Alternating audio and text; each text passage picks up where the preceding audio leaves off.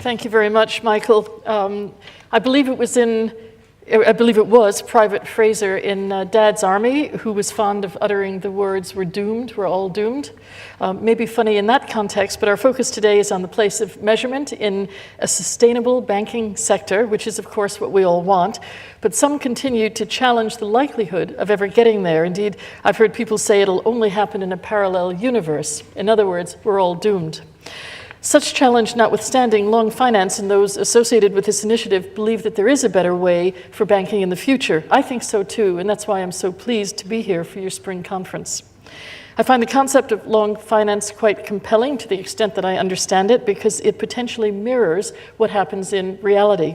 And if there's a paradox between the words long and finance, we have to find a way around it. Since many of you are experts, I believe, of one sort or another, investors, economists, regulators, academics, policymakers, pundits, bankers, I would say simply that whatever the theory, the concept, it's important to do a reality check, to make the case from the real world, and that's what I'm going to do just now.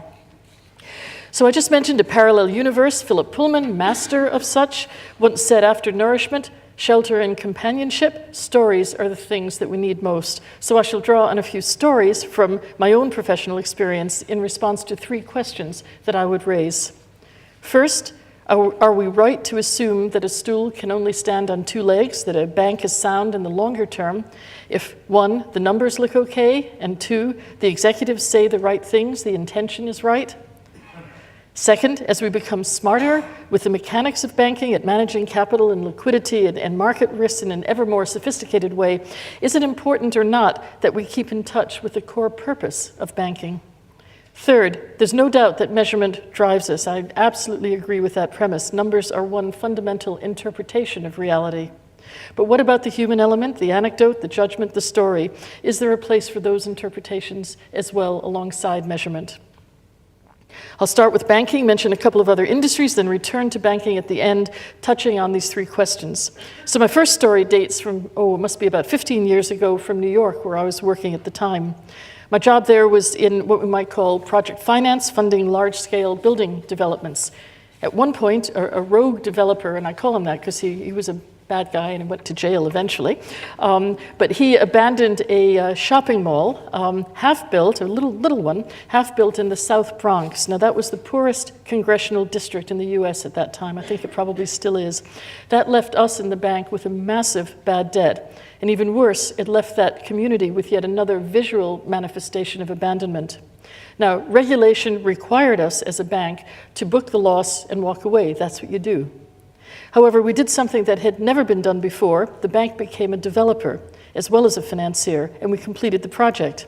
But to do that, we had to work outside the rules completely, the rules on credit, on provisioning, on how to structure debt, which we did. We did it openly and transparently. We told our regulators. They rolled their eyes, quite honestly. But we did manage and turned a bad debt into a good one. But more importantly, we created jobs and services in that community where there was a huge pent-up demand for that. We expanded the project, added office space, created a center, a marketplace, if you will, and even added a cinema to the development. And that was the first one ever in the Bronx. And more people saw The Lion King at that cinema when it first came out than anywhere else in America. And you talk about pent-up demand for something. So I've just described some social benefits from this project, but they were actually financial benefits as well, because the financial case for the project was based on creating new jobs and on turning what was an urban desert, literally, into an area that people would actually come to. Office workers were willing to work there because there were shops and eateries right on the doorstep, which meant that these small shops and restaurants could survive because they'd have custom. And that meant that the landlords and the shop owners would pay their rent. And all of this together would help to make a commercial success of the whole project. Now, this obviously isn't long finance as you think about it, but there's a seed of your concept in that experience. Something around determining value based on activity beyond the identifiable numbers, beyond today's outputs. This was a major banking transaction which we made commercial only by taking into account broader measures than debt and investment and return on capital, or indeed what was the current value of the site, which was negative in terms of value. We had to ignore that. We threw the standard formula out the door. We made it commercial in part by factoring the future benefits of societal improvement into the economics of the transaction itself. So how did we get to that place? Well, initially, we weren't actually driven by the numbers. We weren't just saying there, how are we going to make this work by a commercial motive. In the first instance, we were actually appalled at the behavior of the developer, and we felt we simply couldn't abandon the people in this area. So we talked about what we could do. And what we didn't do was go out and distribute our largesse, operating two parallel worlds side by side. It wasn't a matter of corporate finance on the one hand and corporate philanthropy on the other, because the risk we had wasn't around how creditworthy the borrower was. We were, after all, lending to ourselves. The risk was to the future income stream needed to support the ongoing debt over time. So we started with the community and the people in it and asked them what they would value. And we worked back to reshape the whole project in order to give them some of what they needed, which made it likelier that we would see the future benefit we were looking for. And we then built that expectation of future benefit into the business case right at the start. On the Long Finance website, you asked the question, when would we know that our financial system is working? As an ordinary high street banker, as I said, all of you are experts, but as a fairly ordinary banker, I might answer that question by saying that we'll make the financial system work if we not only address all of the risks that we can identify, but if we also start with what the customer wants, and we deliver it fairly and openly and simply in order to reduce future risk and thereby create value. Banking is all about risk, and much of that risk, of course, is in the future. Yet when we judge the performance of banks, as with any company, we focus on short-term financial performance, quarterly capitalism very often, sometimes even on spot numbers. And we also do link some ongoing expectations for performance to capital or other surrogates for longevity. But what we're doing there is always measuring outputs. And we sometimes also take comfort from what's called the tone at the top, the executives who are the face of the bank, both with investors and more widely. Are the executives telling us they're doing the right things, and do the numbers stack up and confirm their claims? That's the snapshot we take. A bit of a two-legged stool. Fair enough, but what about the thousands of people who work in the organization? Does it really matter what they do so long as the numbers add up at the end of the day and the bank is on message? For some decades in banking, at least, we've behaved as if it perhaps didn't matter that much, as if whatever the culture, the behaviors, the values of the staff, all was well if the numbers were good. But then we learned that those blinkers had to come off, and that leads me to my second story, which some of you may have heard me tell it at some other time. So this goes back about 5 years ago, February 2009, and that was when the economy more or less hit rock bottom. And it was also, if you think back, the point when every day the newspaper headlines, very large, bold, black type, were talking about vile bankers. An awful lot of bankers kind of got out their sunglasses and thought they needed to go around like that. It was not a very comfortable time. I was in London. I got into a taxi to go out to the airport, and the taxi driver immediately said, "So what do you do?" And I sat there and I thought, oh, if I tell him I'm a banker, he'll give me a lot of grief, because that's what was happening.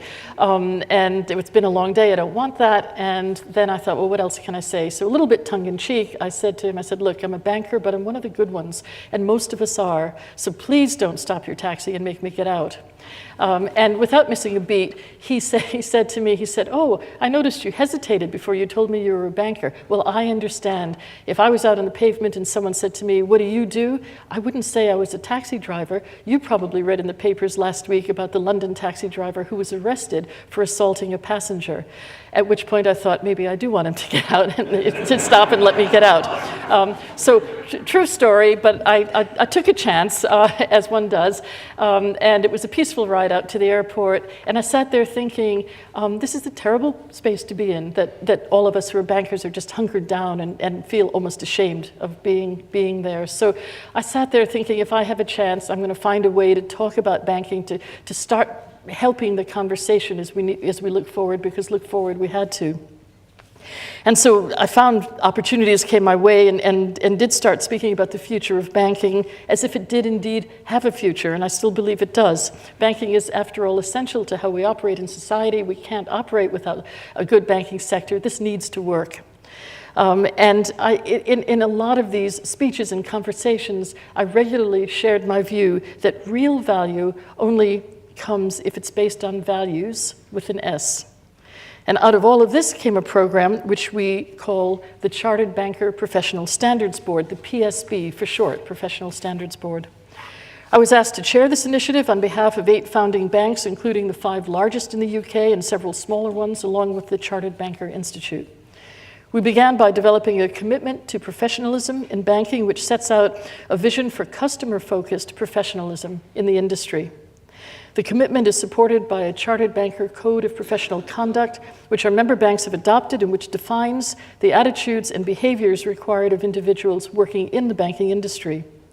Underpinned by the code, and for the first time ever in the UK and most anywhere else, we're developing professional standards. And I hasten to say that standards are not qualifications, they're not exams, they're not what enables me to give investment advice or sell a mortgage. They're standards. They're about broad general knowledge, and they're about ethics and behavior.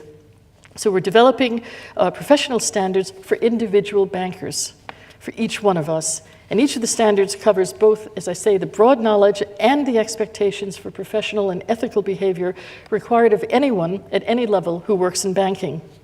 The foundation standard, our first, was published more than a year ago. Close to 80,000 bankers have already achieved it. The number continues to rise, and 200,000 will have achieved it in the UK by next year. A leadership standard is currently out for consultation. It's just about done with the consultation. We expect to publish it this summer. And a suite of specialist intermediate standards will be developed after that. Together, the founding PSB banks, the 8 banks, account for about 75% of the industry in the UK, serve more than 70 million customers here. So this is a real initiative with real outcomes. We didn't want to give lip service to this idea. We really set out to provide an explicit route map of training, experience, outcomes, and indicators to ensure that we achieved it. And above all, we wanted to define professionalism for bankers. Now, some of you may be sitting here wondering, how does all of this work relate to the current Lambert review, the review that Sir Richard Lambert is leading on banking standards? And to put it very simply, what he's leading is looking at standards for the industry, for banks, for institutions, and there's this sort of whole broad panoply. Well, our work is about standards for the people, the individuals who work in the institutions. And through our 2 programs, we've been having a lot of contact with each other, so they sit very nicely side by side. And each of us is developing voluntary standards, and taken together, we may have a genuine opportunity, we hope, to change the industry and how it's perceived. And these standards need to operate alongside the standards and the expectations of the regulators, so of course we're working with them. By achieving the new professional standards within the PSB, we want bankers to feel pride in the service they give and help one by one to restore confidence in the work that they do. And confidence leads to trust, and we can't have a strong banking system without trust. So how do we know that? It comes through loud and clear in just about every survey that I've seen of the industry. Last year, YouGov had a big survey, looks at a lot of industries, and then isolated the findings for banking. They reported that 82% of respondents believed that people who run banks in the UK should be accountable to professional standards, just like doctors or lawyers. 3/4 of those surveyed also believed that bank staff should be qualified and regularly reviewed. 65% agreed that there's a widespread problem of ethics in the banking industry in Britain, with a further 30% who are unsure. 95% doubting the ethics in the industry. I find that breathtaking.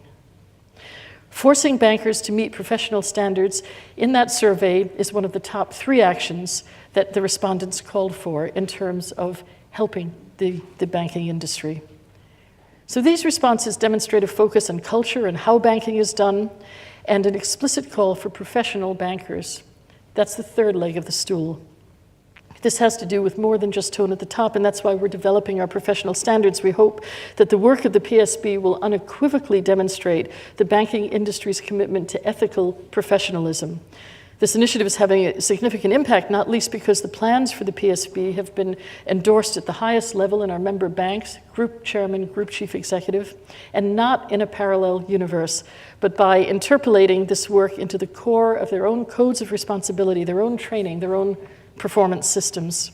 This isn't a nice thing to do, it's the way things are done. It's become part of the culture of the organization. So how will we know that this approach is having an impact, apart from the fact that I think it will take a while to be able to see that and judge it? Or to your challenge, how will we know that the financial system is working sustainably? One way we'll know is when it's more trusted, and we can measure, we can evidence that trust. I think we became enamored of recognizing progress by measurement, probably in the Victorian era. That love affair with metrics continues today. And even though Private Fraser might say it's all doomed because we're not done with it yet, we keep reinventing it, but it's there. And we can measure pride and professionalism and confidence and trust. We can measure values and not just outputs. The key challenge, however, is to understand the impact of those values on the business, because they're not sitting out there in a parallel universe, and then metricize that impact, drawing it into the financial picture that we paint of a company. Let me give an example, another story of sorts where values have been taken into the heart of the business. This comes from a different industry altogether, retailing, specifically supermarkets. We know they experienced some challenges last year, just about a year ago, with the Horsemeat Scandal. Now, that scandal wasn't necessarily a matter of grocers intentionally cutting costs or taking shortcuts or not caring. Rather, it, in some part, reflected varying approaches to sourcing food, to working with suppliers. I recently joined the board of Sainsbury's, which has not had any horse meat in its products at all. And we think this is down in part to their inherent corporate practices pulled together in a program called the 20 by 20 Sustainability Plan. Like so many companies, Sainsbury's has clearly defined corporate values. 20 by 20 brings those to life by ensuring that they're reflected in the way the company does business throughout the organization at a granular level, not simply in parallel to the core of the business. By way of example, Sainsbury's look for long-term relationships with their suppliers. This is critical to their expectations for quality and value. They visit the suppliers themselves, something not all grocers do. They help their suppliers up their own game in husbandry, in production, in environmental impact. For instance, they encourage dairy farmers to learn best practice from each other, leading to a better product at lower cost. And then Sainsbury's contract on a multi-year basis, which smooths a farmer's variable costs of feed and fuel and fertilizer. Sainsbury's pays not just for past compliance, but for the promise of future improvement. And all of this has positive impact on the environment, on welfare standards, on health, and on the local economy. That's part of their corporate values. But as I've said, this approach isn't done as a sideline. By putting this approach at the core of the business, Sainsbury's creates value for its suppliers, it creates value for its customers, and ultimately, therefore, for itself. And not just in the future, but today. Social good and commercial gain are intertwined. Future value translated into value today is integral to the culture at that company. And of course, the opposite would be true. Future deficits create financial risks today.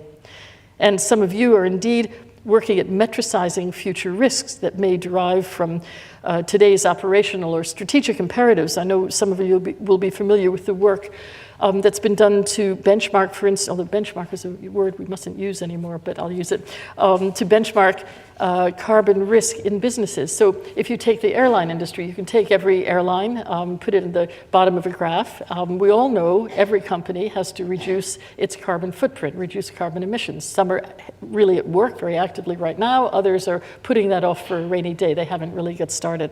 And so you can look at the airline industry, airline by airline, and you can see that some are well on their way to meeting the targets they have, and others haven't really got started, even though they might be doing quite well financially right now, but they're building up a huge problem and a huge expense down the line when they get closer to their deadlines. And that's a way of looking at future risk and bringing it into today's perspective. I think that approach, for me, is a little bit of what long finance is about, and something that we need to apply in the banking world as well. So the idea that on the back of legislated risk, something that's hard baked into today's plans, we need to see what progress we're making to achieving that. I'm not sure we do that in banking to the extent that we should. And so let me close the circle by returning to banking with the question, what can we hard bake into expectations that will have a similar impact, and very importantly, an impact on those who judge us? And to answer that question, I think you have to start by asking, what is the purpose of banking?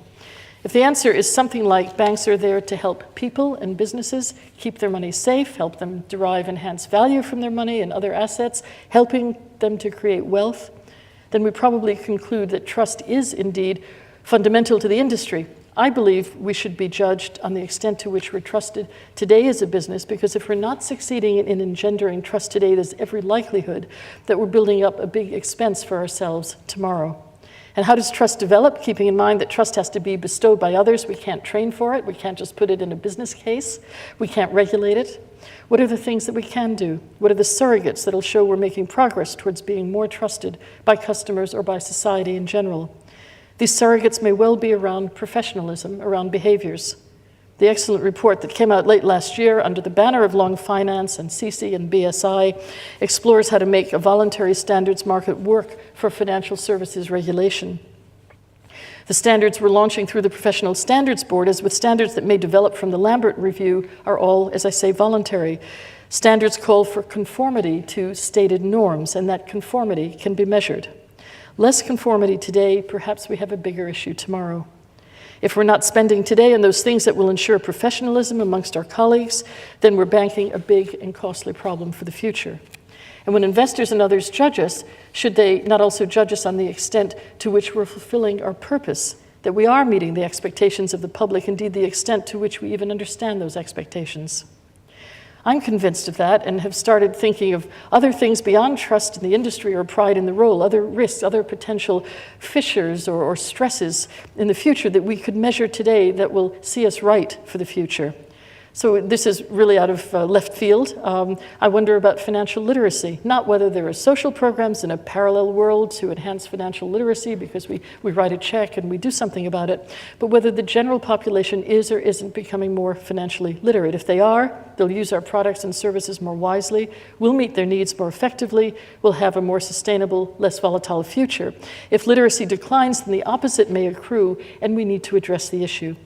Are there other measures of society that would ensure that we're healthy tomorrow, ensure the banking industry is indeed sustainable?